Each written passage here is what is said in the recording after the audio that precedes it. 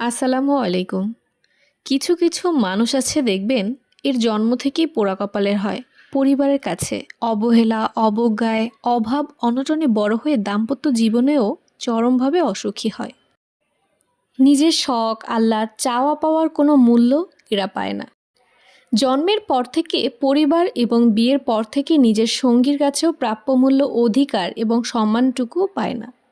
অবহেলা, অনাদরে বেড়ে ওঠা মানুষগুলোর চাহিদা খুব সীমিত থাকলেও তারা নিজেদের চাহিদা না পরিবারের আর না সঙ্গীর কাছ থেকে পূরণ করতে পারে। তাদের কাছে জীবন মানে বিষাদময় এবং যন্ত্রণার।